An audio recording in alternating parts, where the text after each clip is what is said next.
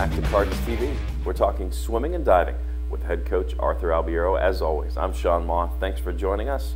We're going to go back a little bit. It's been a busy time for you, coach, and for your team. And let's tread back to Knoxville, Tennessee. And what a great weekend for you and your team, especially on the men's side, to go in and do what I don't think you're supposed to do and win their own invitational. Well, and that was definitely a nice, nice added bonus to it. And I think that's something that about halfway through, we became aware of the scores. I think our mission going into it was, we had a group that got a little bit of a rest going into it. We wanted to see how they responded to it, especially the freshmen. And they responded pretty well. I think we left the weekend pretty pleased with a lot of efforts. We had another group that was focusing a little bit more on the long course national meet. So, we involved a little bit more practicing throughout the meet, but they were still able to get up and race, sometimes in a team environment like that, once you get it going, you can't help it. You get caught up in it. I would imagine there are those that maybe don't follow swimming as closely that say, no, wait a minute, Tennessee beat you guys already. How differently did the team swim down there in Knoxville? Was it clearly a better effort, or was it the dynamic of having some other teams involved? I think a little bit of both. Okay. But I think clearly, we performed a lot better than we did at the dual meet, and that's just part of the way. We take the dual meets very seriously, but we don't break training, and sure. And I think it showed. And you look at our performances compared to theirs, and there were some differences there.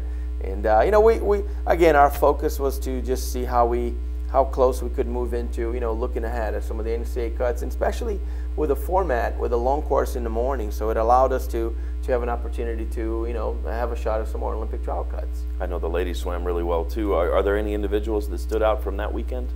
On either side? I think for me, a couple of things that I enjoyed watching, some of our relays coming together, and really, there's a combination of youth and experience in the relays, and especially our medley relays. I think, they've been pretty good. We were very, we're on the wrong side of the draw last year. We missed making the NCAA field by 0.09 on the relay, and that's gut wrenching, but we remember that, and we're taking care of the little things. So I think overall, it was a great team effort. The biggest thing I wanted to see out of this was see how the freshmen responded to a 3-day invitational, which is the same format that we're going to find, at the conference and then sure. in the NCAAs. And we say a lot in our sport about meet management.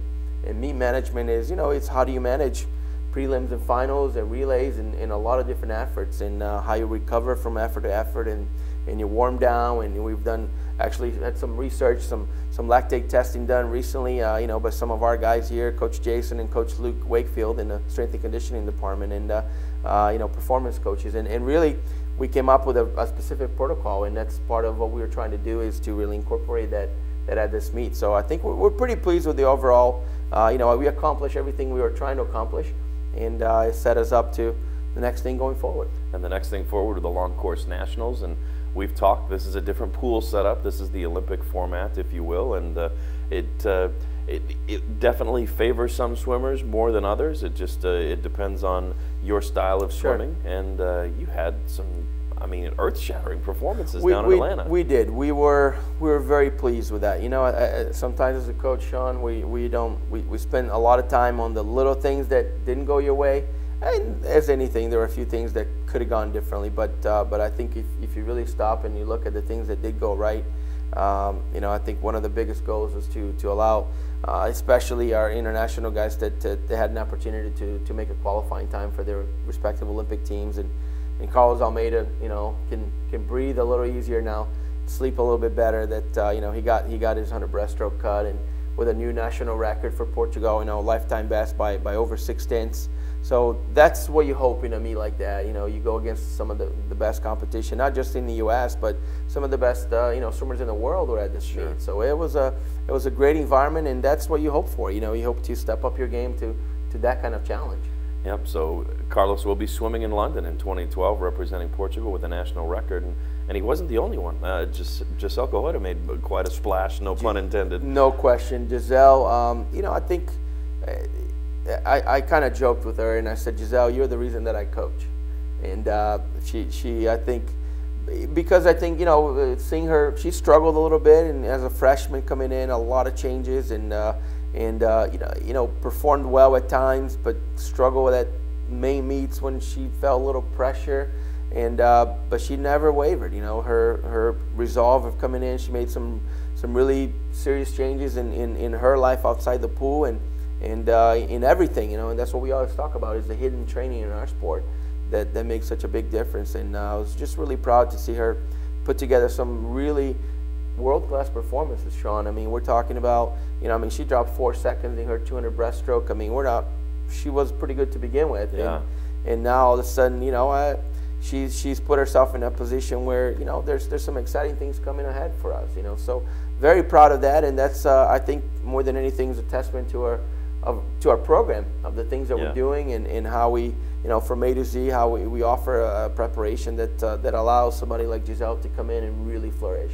And now the focus kind of extends away from the pool. I mean, we're getting into finals, and we're talking the books, and I know that's important to you. Absolutely. And that will be followed by eventually a little bit of a holiday, but then you guys go on a training trip, and I know that's crucial to you, not only for what you're going to get out of it physically, but I would think in terms of a bonding trip, that's kind of what this is about.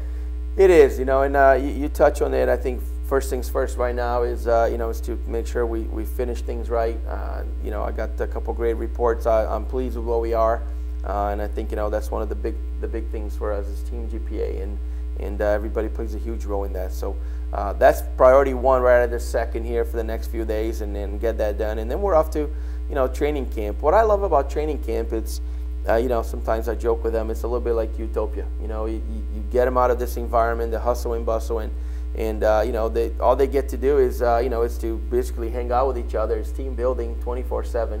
And we train at a pretty high level, and it's a challenge physically, no question, but I think the biggest challenge is mentally, how you keep up, and pretty much we go 9 days nonstop, and you got pretty much double practices most of every days, and it is a very challenging, mentally, and I think when we come out of that, we're better as a team, we're better as individuals, and ultimately, it is really kind of a junction point that's very crucial for the rest of the season. On the heels of that, Louisville will return from Florida and eventually reopen the season, I guess, if you will, and that'll be at Cincinnati on the 14th of January. And it's kind of fun to come out with Big East opponent, a rival, and a team that you're familiar with. Yeah, absolutely. I mean, I think they're much improved, and they brought in some freshmen that I think have had an impact. So. It will be a good challenge. I think overall, again, our priority at that point is going to be to continue to take everything that we've done up to this point and continue to build. In our sport, we're still swimming in our own lane. So it's still about us, but certainly use the environment, and, going on the road, there's lots of different challenges that come with that. Sure. So we're excited for that. Good learning opportunity for all of us. Well, congratulations on all the great things that have happened, and looking forward to those great things that will happen in the future. Thank you. I appreciate it. Happy holidays as well, Coach. Thank you. For Arthur Albiero, I'm Sean Moth. You enjoy your holiday, and we will talk to you. It's 2012 on the way, believe it or not. We'll see you then on CardsTV.